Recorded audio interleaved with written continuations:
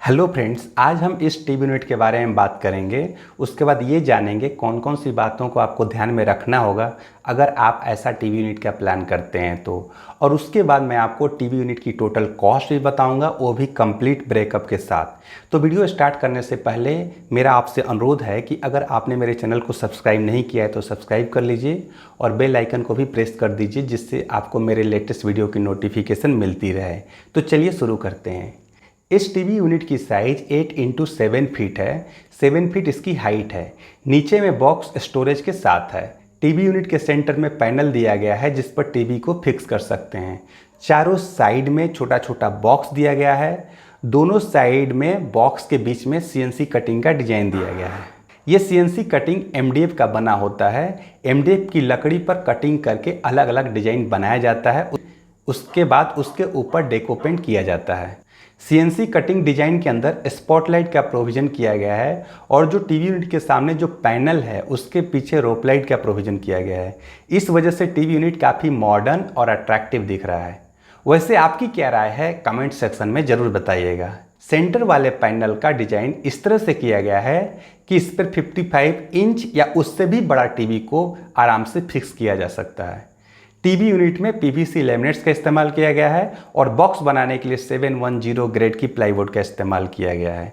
तो ये था ओवरव्यू। अब जान लेते हैं किन किन बातों को आपको ध्यान में रखना होगा अगर आप ऐसा टीवी यूनिट प्लान करते हैं तो स्पॉट लाइट पॉइंट की प्लानिंग आपको पहले से करनी होती है ताकि लाइट का एक प्रॉपर इंस्टॉलेशन हो सके। सीएनसी डिजाइन के लिए एमडीएफ का इस्तेमाल होता है, जिसके लिए 10 mm से लेकर के 12 mm का एमडीएफ का इस्तेमाल किया जाता है।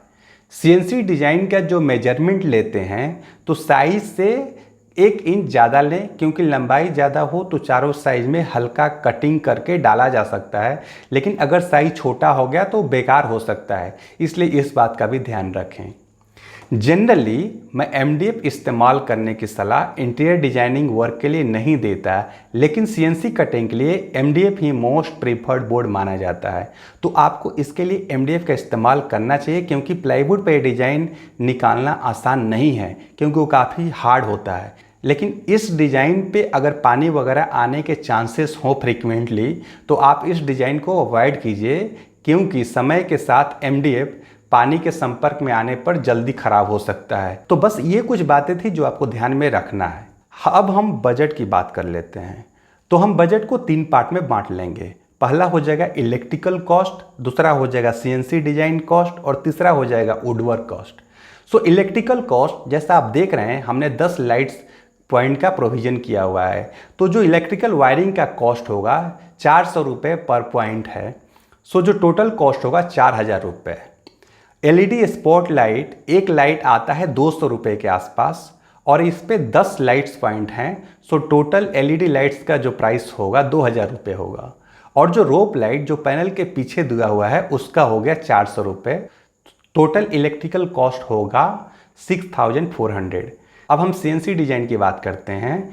जो सीएनसी डिजाइन बनाने का जो कॉस्ट था वो था 5000 रुपये और जो डेको पेंट का कॉस्ट था वो 4000 रुपये और जो वुडवर्क का टोटल बजट है वो है 30,000। सो टोटल बजट हुआ 45,400 रुपये।